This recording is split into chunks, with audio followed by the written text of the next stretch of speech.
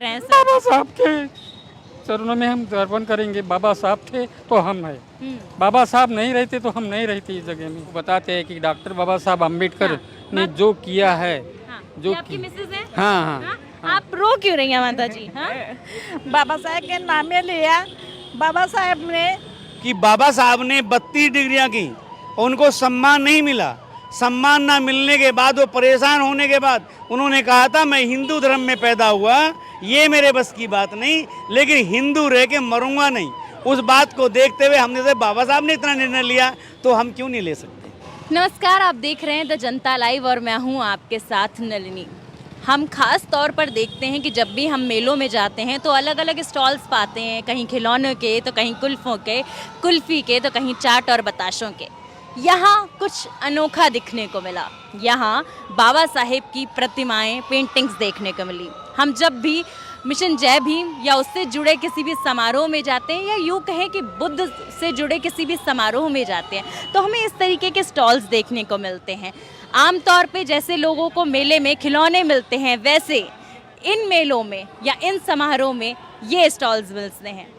क्या क्या है इन स्टॉल्स में, सबसे पहले आपको उससे रूबरू कराते हैं। यहाँ पे आप देख सकते हैं कि सतगुरु रविदास और जय भीम लिखा है साथ में। मतलब समानता जो है, एक तरफ संत गुरु रविदास जी का तस्वीर है और दूसरी तरफ बाबा साहेब की जय भीम लिखी तस्वीर है। अगर बात करें तो यहाँ लिफाफे भी हैं जो हम आमतौर पे शादी बारात में लोगों को देते हैं। बाबा साहब के छपे हुए लिफाफे हैं मंगल कार्य में लोगों को देने के लिए। छोटी छोटी प्रतिमाएं हैं। वहीं तथागत गौतम बुद्ध की छोटी सुंदर बैठी हुई स्थिति में प्रतिमाएं हैं, तो वहीं उनके चेहरे की भी प्रतिमाएं। हम देखते हैं कि पहले के मुकाबले आज के लोग बहुत जागरूक हो चुके हैं और घर में भगवान बुद्ध की या यूं कहें कि तथागत बुद्ध की प्रतिमाएं लगाना बहुत पसंद करते हैं, क्योंकि वो शांति का, समता का, समानता का प्रतीक थे और इसीलिए वो लोगों को बहुत पसंद आते थे। यहाँ जय भीम के बैंड्स भी हैं जिन्हें हम हाथ में पहनते हैं, साथ ही की चेन्स भी हैं। एक तरफ बाबा साहेब बने हुए हैं, वहीं दूसरी तरफ भगवान गौतम बुद्ध बने हुए हैं। और साथ ही ये बैच भी है जो कि पंचशील झंडा है, झंडे के बैचेस हैं जिन्हें लोग अपने गले में डालकर पंचशील झंडे का प्रमाण दिखाते हैं। आगे की ओर बढ़ें तो यहाँ पे ढेर सारी किताबें हैं जो कि सम्राट अशोक की सचित्र जीवनी है, साथ ही सचित्र भीम जीवनी है, यानी कि बाबा साहेब के पूरे जीवन की कथा, किस तरीके से उन्होंने समाज के कल्याण के लिए काम किया, उनकी पूरी ज़िंदगी किस तौर पे आधारित थी, वो सब इसमें प्रचलित है। आप देख सकते हैं बेहद खूबसूरत पेन है यहाँ पे जो कि बाबा साहेब की तस्वीर के साथ यहाँ मौजूद है। तो ये थी पूरी स्टॉल की बात। यहाँ पर हमारे जो दुकानदार साहब हैं उन्होंने हमें एक किताब पकड़ाई है, महामानव डॉक्टर अंबेडकर संक्षिप्त जीवन संघर्ष। किस तरीके से उनका जीवन जो था वो संघर्षमयी था, वो इस बुक के द्वारा लेखक ने बताया है। और लेखक का परिचय अगर दें तो नाम सुखबीर सिंह बौद्ध है, जो कि हमारे पीछे बैठे हैं, जिनकी ये दुकान है। उनसे भी बातचीत करेंगे। उससे पहले सिर्फ एक चीज़ दिखाना चाहती हूँ। बाबा साहेब की जो मूर्ति हम ज़्यादातर देखते हैं कि एक उंगली आगे करके उन्होंने अपने अनुयायियों को बोला था कि हम आगे बढ़ेंगे, हम पीछे की तरफ नहीं जाएंगे, और हाथ में संविधान की किताब लेकर जागरूकता की बात कही थी। वो मूर्ति भी यहाँ मौजूद है। तो चलिए दुकानदार से बात करते हैं, उनके पास जाकर, और पूछते हैं कि इस तरीके के स्टॉल के पीछे उनका क्या मकसद था। सर, आमतौर पर हम देखते हैं कि लोग अलग अलग स्टॉल्स लगाते हैं, कहीं इस तरीके के समारोह होते हैं तो बच्चों के लिए खिलौने लगाते हैं। आपने इसी तरीके के स्टॉल का चुनाव क्यों किया? सबसे पहले सर आपका नाम। मेरा नाम सुखबीर सिंह बौद्ध, मेरठ से हूँ और सन 1990 में बौद्ध धर्म की दीक्षा की जी। लेने के बाद मैं तब से ये कार्य मैं कर रहा हूँ। पहले मेरा ऑडियो बनता था, फिर 100 सीडी बनाने के बाद अब ये पुस्तकों पे आया जी। और मेरा माध्यम है बौद्ध धर्म को घर घर पहुँचाना, आडंबरवाद को ख़त्म करना और बौद्ध धर्म को फैलाना। सर, वो कौन सा मंजर था जब आप खुद इस आडंबर से निकले और आपको लगा कि बौद्ध धर्म को आपको अपनाना चाहिए? हमने जब देखा कि बाबा साहब ने 32 डिग्रियां की, उनको सम्मान नहीं मिला। सम्मान ना मिलने के बाद, वो परेशान होने के बाद उन्होंने कहा था मैं हिंदू धर्म में पैदा हुआ, ये मेरे बस की बात नहीं, लेकिन हिंदू रह के मरूंगा नहीं। उस बात को देखते हुए हमने से बाबा साहब ने इतना निर्णय लिया तो हम क्यों नहीं ले सकते। हम क्यों नहीं ले सकते? जी हाँ, बाबा साहब ने संकल्प लिया था परेशान होके जातिवाद के आडंबर से कि मैं किस धर्म में पैदा हुआ हूँ, ये मेरी जो है मेरे बस में नहीं, लेकिन मैं किस धर्म में मरूंगा, मैं किस धर्म में कार्यभर होकर जीऊंगा, ये मेरे बस में है। सर, हमारे अपने स्टॉल के बारे में हमें कुछ अलग अलग चीज़ें बताइए। सर, अपने स्टॉल के बारे में हमें कुछ चीज़ें बताइए कि किस तरीके से जो है पहले के मुकाबले आज जो है लोग क्या ज़्यादा खरीदते हैं बाबा साहेब की मूर्तियाँ और ये भगवान बुद्ध की मूर्तियाँ? आज जो है घर में से देवी देवता सब निकाल दिए जो पुराने थे मट्टी वाले, और शुभ ये उसके बाद भगवान बुद्ध बाबा साहब का ये लगा दिया, क्योंकि ये पूजने योग्य नहीं, ये तो हमारा एक आधार है। जो बौद्ध धर्म को मान के चल रहे हैं वो आधार है, सिर्फ वो पूजा पाठ नहीं है हमारा। ना भगवान बुद्ध ने ये कहा मैं भगवान हूँ, ये तो हम भगवान कहते हैं क्योंकि हम श्रद्धा रखते हैं उनमें। उन्होंने कहा मैं तो एक मार्ग दिखा सकता हूँ, इस मार्ग पर चलें तो आपका भला है, ना चलें जब भला है। सर, साथ में हमने अभी एक किताब देखी थी जो कि बाबा साहेब की जीवनी के ऊपर थी और आपने लिखी है शायद वो किताब, उस किताब के बारे में हमारे दर्शकों को बताइए।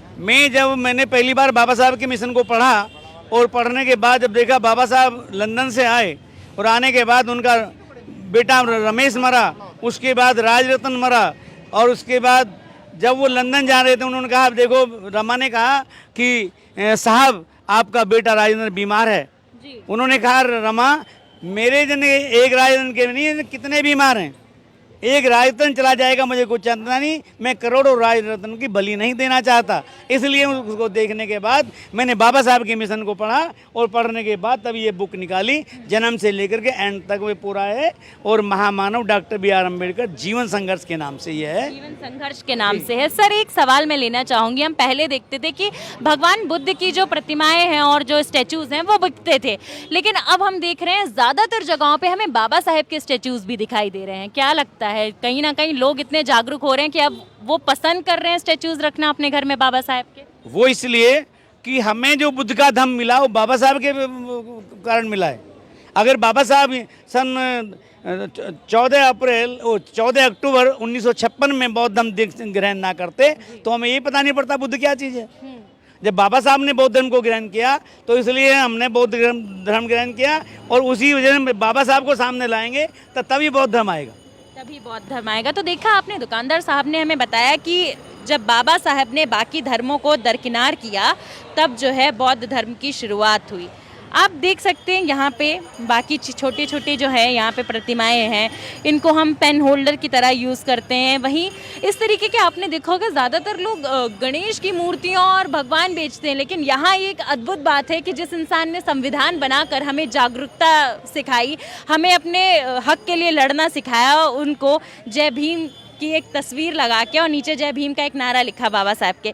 इधर पूरे स्टॉल में आप देखें तो पंचशील के झंडे हैं, साथ ही जय भीम की नेम प्लेट्स हैं जो आप अपनी गाड़ी पे भी लोग लगाते हैं, और पूरे में किताबें हैं और भगवान तथागत बुद्ध की जो है एक प्रतिमा, बहुत खूबसूरत पेंटिंग यहाँ पे है जो कि कपड़े पे बनाई गई है, यानी कि हैंड से बनाई गई है, जिसे लोग अपने घरों में लगाते हैं।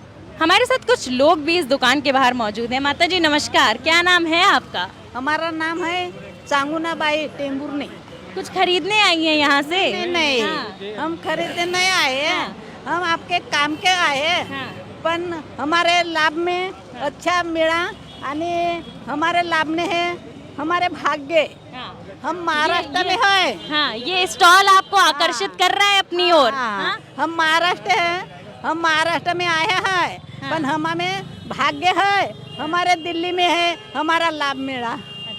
सर, इस तरीके का स्टॉल को देख के कैसा व्यतीत होता है? बहुत खुश होती, बहुत खुश। आप भावुक होते दिख रहे हैं सर। बाबा साहब के चरणों में हम अर्पण करेंगे। बाबा साहब थे तो हम हैं, बाबा साहब नहीं रहते तो हम नहीं रहते इस जगह में। सर, ये नमी क्यों आंखों में बाबा साहब को याद करते समय? हाँ, पानी आता, हरदम पानी आता है। बाबा साहब के नाम लेते, बाबा साहब आप जीवन रहते थे तो हमारी और खुशहाली बढ़ती थी। बाबा साहब चले गए तो हमारा उसके लिए बहुत बड़ी बलिदान दिया। सर, बाबा साहब चले गए लेकिन हमें एक मिशन देकर गए कि ऐसा है, आडंबर से बचो, आडंबर से निकलो, अपने लोगों को कहकर गए कि जागरूक बनो, समाज में बोल के गए कि शिक्षा की जो है किताब उठाओ, अपने हाथ में कलम उठाओ। हाँ, हम तो जागरूक करते हैं। हाँ। एनजीओ चलाते हैं, हमारे पास एनजीओ है।